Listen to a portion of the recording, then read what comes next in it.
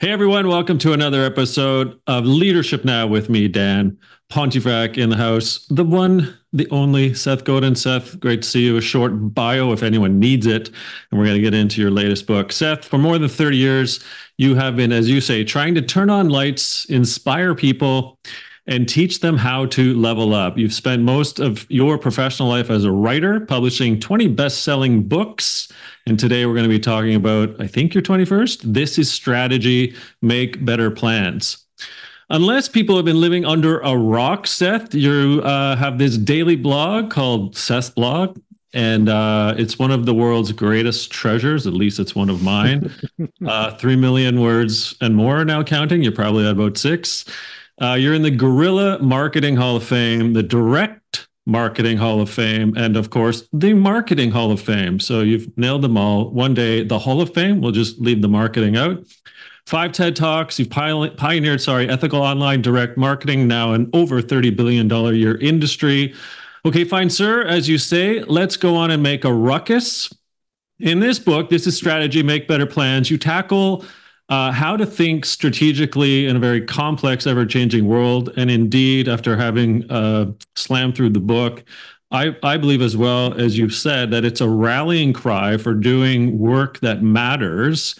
So can you first, through not 294 maxims or chapters, but tell us a bit about, at a high level, why this book now?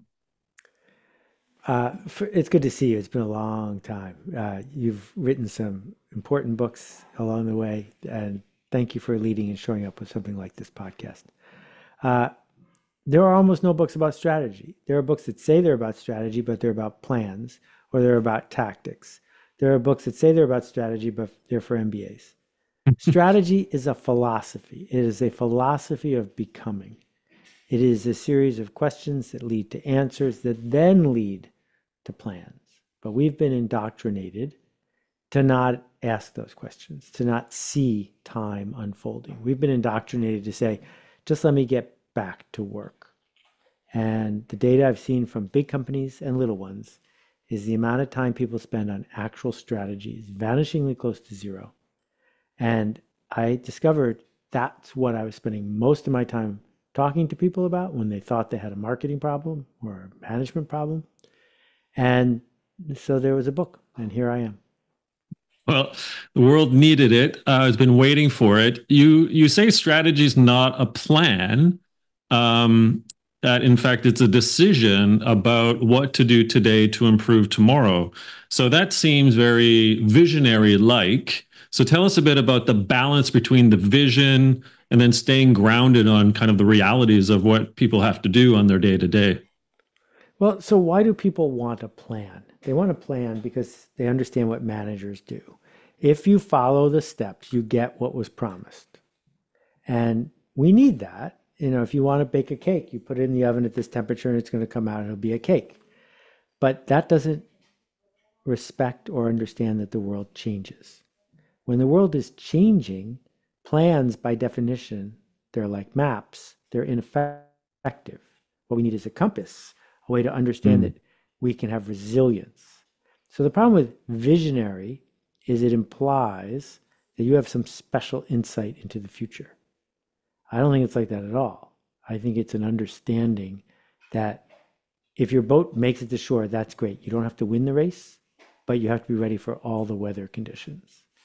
Understanding how time is going to unfold, understanding the systems in our life, that makes you good at strategy. Hmm. Well, what's counterintuitive perhaps between strategy and there not being a plan or having a plan and actually having to execute on that is the fact that I believe, as well as you have done so in the book, that there is a power of saying no when you're kind of contemplating where you might go with said vision and then actualizing on the vision itself to be executing. And so to you and to me, thankfully, we both agree that saying no is actually central to effective strategy. So I want to start there first. Why no? And why is it so important for an individual to be thinking about when they're thinking about that strategy? So I don't know if you play the game of gin with cards. You're collecting threes, you're collecting sevens, you're collecting nines.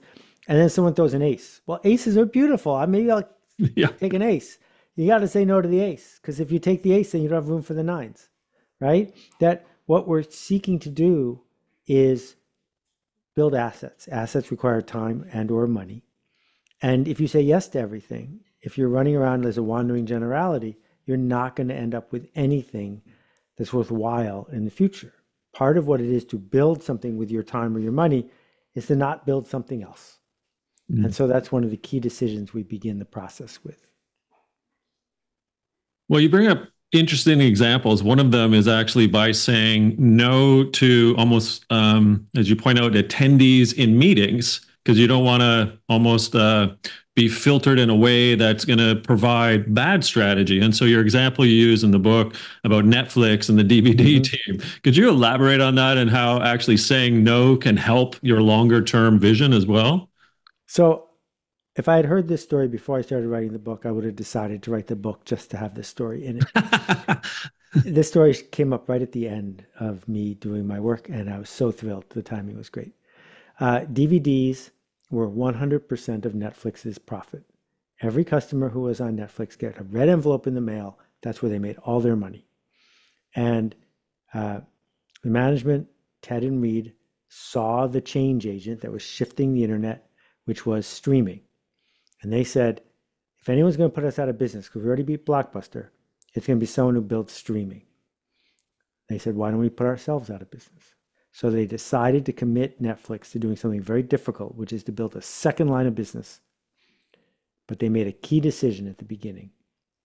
All of the meetings that they had about this strategy, no one from the DVD division was allowed to come.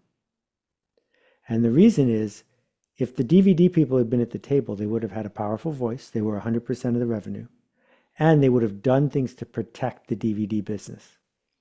By leaving them out, they were able to define a strategy that their competitor could have defined, because their competitor wasn't going to be protecting their DVD business. It's so compelling, and maybe you will write a book simply about that story one day. But there's a passage in the book that stopped me in my britches, Seth. I want to read it and then play it back for you so you can play it back what it means either with the Netflix story or just in the whole point of strategy and the point of saying no. So, quote, if scarcity is one of the elements of a game, we benefit from embracing the fact that we can't have everything, do everything, or offer everything. Every strategy requires choices, and those choices often involve saying no to things we could do, but won't do. We will turn away customers. We will avoid some opportunities. We will focus on one thing at the expense of another. This seems simple, and as usual, you write with such clarity and precision that it comes across as simple, but it is friggin' difficult. So help Really me hard. grapple with both the passage and then what people need to be thinking about with something like this. So in the book, I say that when you choose your customers, you choose your future. And years ago, when he was just getting started, uh, the founder of Momofuku was a little tiny hole in the wall in the East Village of Manhattan. They had one little store that hadn't been well reviewed yet. And we used to drive in our electric car, my two little kids, my wife and I, on Saturdays to have lunch there. And I'm pretty sure David Chang was behind the counter, famous chef, but it's a little tiny place. He wasn't famous at the time. Their menu is famously meat centric. I haven't had meat in 40 years. And so I would order the Brussels sprouts without the bacon, please. And I figure we both win. They don't have to use the bacon. I don't have to throw it out. And after the third week, the guy on the griddle turns to me and he says, there's a vegetarian place a couple doors down. I think starting next week, you should go there for lunch instead. Wow. And he was super respectful and kind about it. But what he was saying was, if I work to serve you, I am not following the strategy we have established for this restaurant. And when we make hard choices like that, we are playing the useful game of becoming meaningful. We are actually leading. And these hard choices, these games have nothing to do with Monopoly or Scrabble. Games are, there's a limited number of resources, there's a multiple of players, and there are rules. And you get to make a move. And if that move works, your assets increase in value. And if it doesn't, they decrease in value. That's what we Hmm. do all day long. And what David did in that moment was make a very smart move because he gave up one customer, but in exchange, he built a restaurant that was a powerhouse. Well, if you're ever in the neck of the woods of Victoria, British Columbia, Canada, my favorite vegetable to grow are Brussels sprouts sets. So just coming over, we can definitely have some fried up Brussels sprouts without the Perfect. Canadian bacon. We'll eliminate that too. Um, Counterintuitively, again, however, in kinds of these points of saying no and focusing, however, you bring up emotional resonance as a really almost categorical strategy link. And you say that empathy, basically, of useful strategy, sees and respects the agency of others. And so, whether it's cognitive, emotional, sympathetic empathy, the point of emotional resonance for you, at least, it seems, is this is part and parcel to good strategy. And you've always been a purpose first and driven human being. So I was pleased to see it. But now let's layer on Seth's thinking to the audience and to the listeners and viewers. What does it mean, emotional resonance with strategy these days?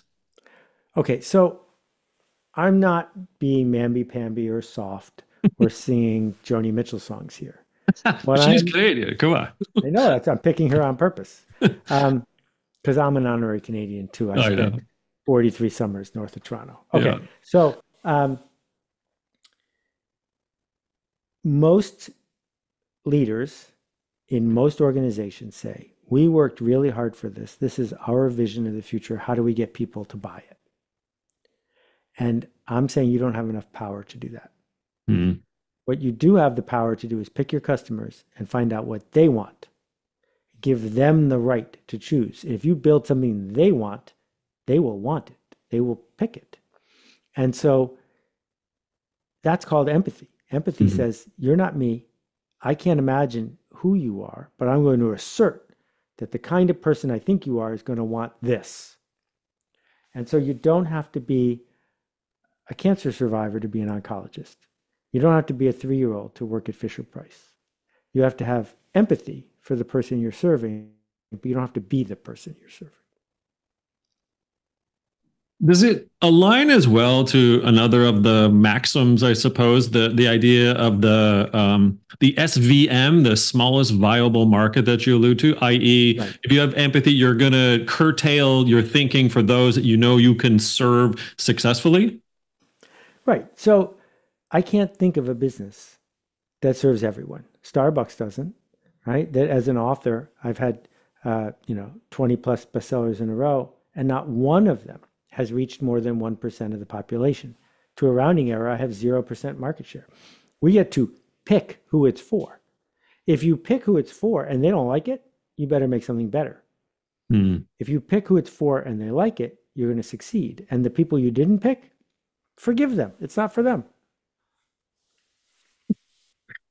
Okay, so how do we get that type of clarity then? Like, what are some of the Seth Godin tactics that allow us to be both empathic, yet, oh, and obviously with that sort of emotional resonance, but then I guess curtailing or finding the way in which to hone in on that smallest viable market?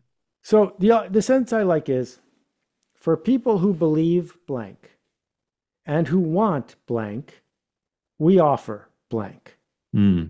right? So for people who believe that a night out with the family shouldn't be too expensive and should be pretty raucous, and for the folks who believe that things like monster trucks and loud cars are fun, we are having a rodeo at the Salt Palace with giant monster trucks. I shouldn't go to the ballet and try to persuade them to sponsor this event. It's not for them. I've made it very clear who it's for. For people who believe this and who want this, this is what we have. If you are clear about the change you are making, about what's on offer, you won't waste time distracting or confusing people who aren't interested. Hmm. So if we were to sort of bring up, Chris Anderson's long tail or how Mm-hmm. McAfee and Bernolfson sort of doubled down on it, is this just a digital thing, Seth, or is this actually applicable to No, anything? it's not Yeah. a digital thing at all. So, so for example, Patagonia, doesn't try to persuade you to buy their stuff instead of the stuff from Colombia or the cheap stuff on Amazon, Hmm. right? If you want what Patagonia sells, they have it. And if you don't, please go somewhere else. If you're not regularly sending people somewhere else, then you're not serious about it, right? So this idea that we have to persuade everyone to like us, that everyone should be happy with what we do, is a trap because it gets us away from the smallest viable audience. Which I think when I got to this point, I'm seeing the connections as almost chronologically throughout the book. Because you write, focus on the smallest viable market, delight them, and they will tell their peers, mass is not the goal. Resonance is, which I suppose now is the alignment of the superpower twin forces. I don't know what the superpower twin forces are, but I'll take your word for it. Well, I always got to get that smallest viable market idea with the empathy and the resonance, right? Yes, Underneath the umbrella of strategy. Yeah. They're both sides of the same coin. You can't have one without the other. You can't have light without shadows. You can't have a smallest viable audience without empathy for the people you've chosen to serve. All right. So I'm in the room with a bunch of my colleagues, and we've dropped a big dose of tension into the room. You point out that tension, the change creates tension, but this sort of discomfort actually drives progress. So why is, Seth, tension so important to strategy then? Okay, so strategy only is important if we want to make a change happen. If you're not trying to change anything, you don't need a strategy. You're just waiting, right? Mm-hmm. If we want to make a change happen, if I want to shoot a rubber band across the room, I have to pull it backwards before I let it go.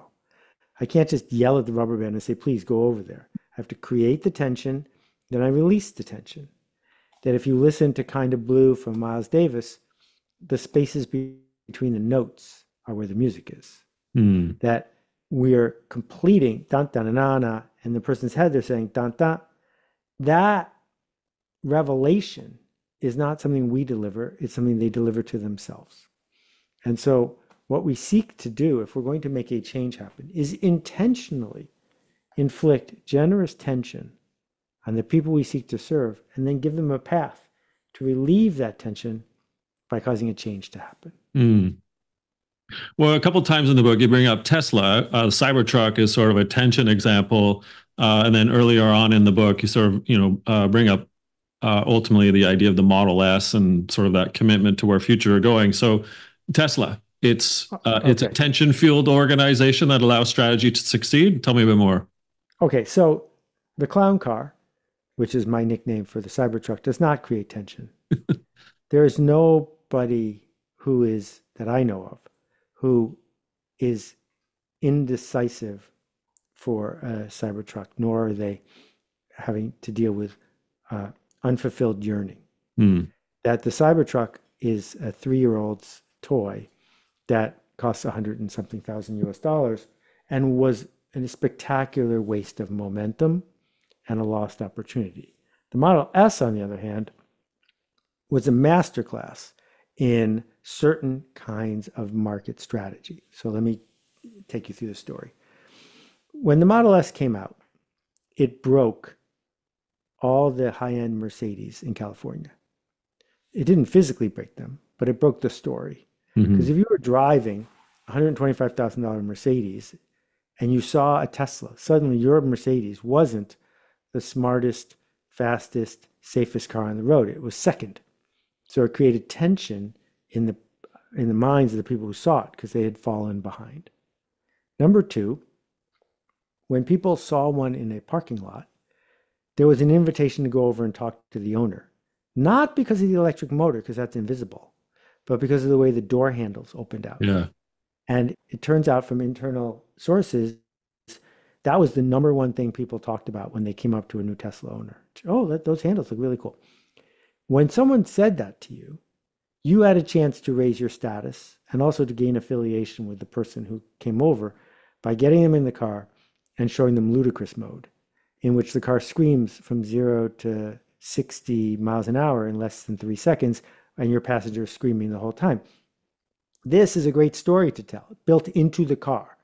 So the more you had a Model S, the easier and more fun it was to talk about. So that's all sort of an understanding of how you could bring something into a system and change it, right? Now they have all this momentum, and the number one best-selling car in North America is a pickup truck, not a car. And they could have walked in and completely grabbed the pickup truck market because Ford was at least a year behind them. Mm-hmm. Well, what does someone in the smallest viable audience, core opinion leader, pickup truck owner want? They do not want a flashy, risky, show-off car. They want something that shows utility. That's why they have a pickup truck to begin with. Pickup truck tells the story of, I'm the kind of person who doesn't have a Mercedes. I have something that can haul some lumber. So if they had crossed the chasm by making a, quote, normal pickup truck that was simply better designed and electric, they would have had 10, 20, 30% market share. It's how you cement your lead. And instead, they did the opposite, and they acted like a brand new company that had nothing to lose, and they blew it. It cost the company billions and billions and billions of dollars in market share. The resale value of Cybertrucks is now half of what it used to be. It seems somewhat ironic given sort of the examples at Netflix where they're trying to not invite the DVD people in to come up with a streaming service. What went wrong, in your opinion, from a strategy perspective, if you're using all 294 of your maxims?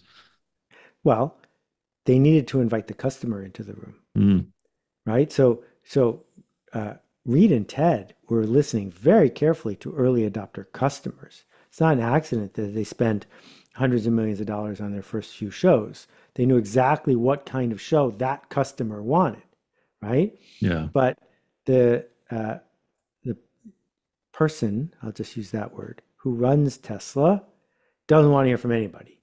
And so he's fully responsible for what was launched. And I am very confident there were no early adopter pickup truck drivers in that room.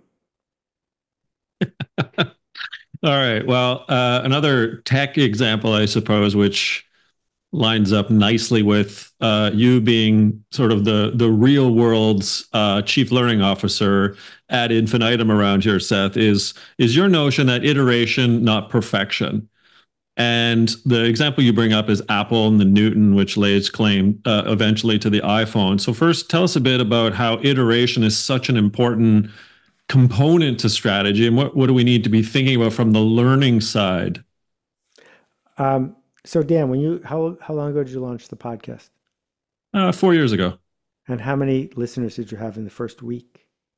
I think I had my brother. Yeah, maybe 10. Yeah. I'm going to be generous, right? Yeah. Same with my podcast. Every podcast has 10 listeners the first week. Time is the key element of strategy. And when they launched the Newton, it was a sensation. It sold 100,000 units at more than $700 the first month. That was a breakthrough. It was extraordinary that they pulled that off. Mm-hmm.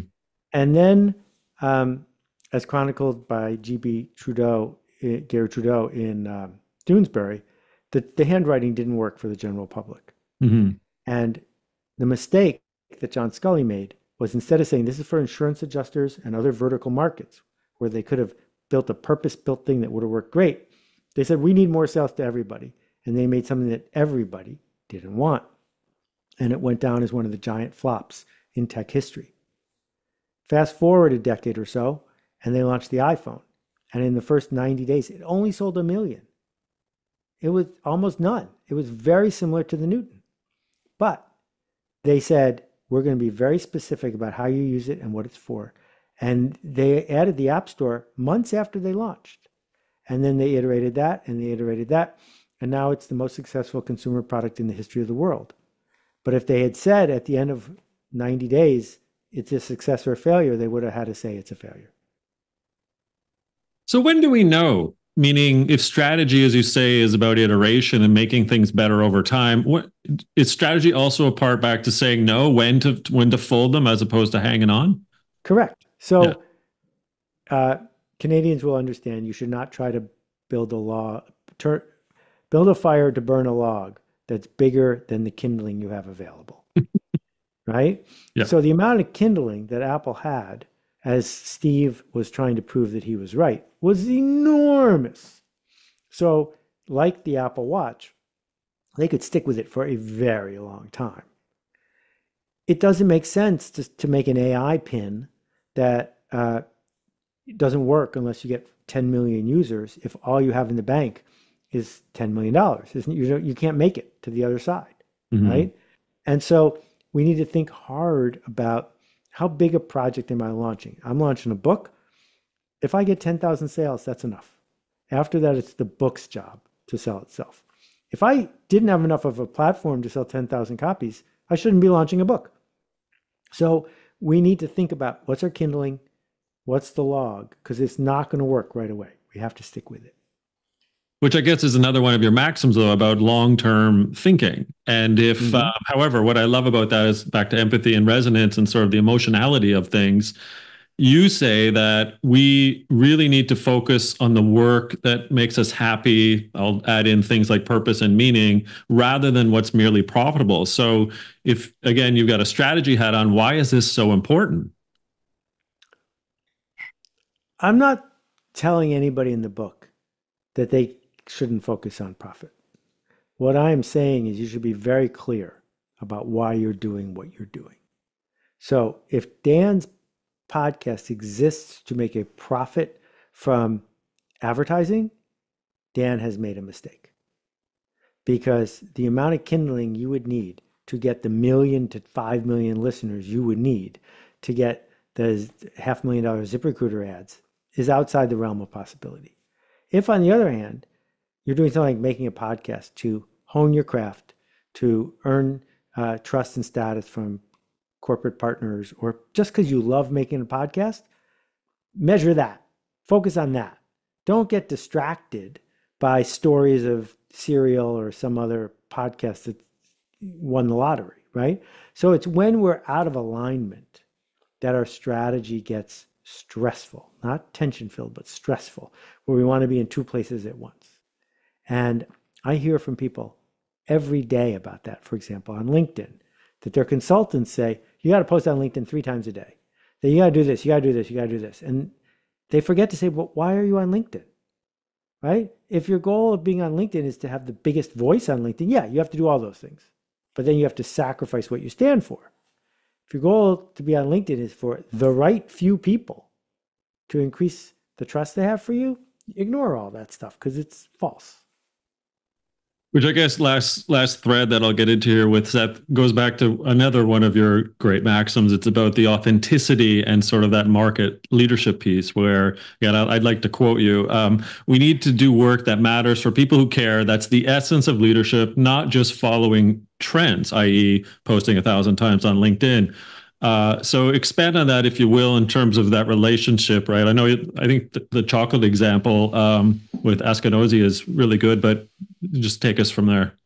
Okay, so I don't need to. I'm going to be controversial because I think I'm right, which is authenticity is overrated and authenticity is a crock. Authenticity is a trap. No one wants their professionals to be authentic. What we want is consistency. Ah, So Sean and Lauren, who run Askinosie Chocolate, are consistent. They're consistent in the way they treat the farmers, their employees, their partners, and everyone else. If they're having a bad day, they don't take it out on the chocolate. They don't take it out on their customers. That would be authentic, right? They are consistent. And so what we need to do if we're professionals is to make a promise and keep it. Don't make a promise that keeping it would break you, that keeping it would destroy your soul. That's not a good path. Make a promise that represents the best version of yourself. So the act of keeping it makes you a better person. But leave the authenticity to divas on Twitter. It's not for us. or X, as we are supposed to call it now. Seth, you are an international treasure, and yes, I include our beloved Canada in that. I know Thank you. that That's very kind of you. you have a big heart for north of the 49th. The book's This is Strategy, Make Better Plans. Where can we find out if people don't know more about you and the book? Well, there are 9,000 blog posts at Seth's.blog. And if you go to seths.blog/TIS, which stands for This is Strategy, you'll see the whole range of stuff I've cooked up for you, including the strategy deck, which is 5 million combinations of prompts that I hope will get under your skin. Amazing. Thank you so much for this. International Man of Awesomeness, Seth Godin. The book again, This is Strategy, Make Better Plans. My indebted thanks to you, Seth, and keep doing what you're doing. And thanks for the hope and confidence in my own little career as well. Amazing. Keep making a ruckus. It's good to see you.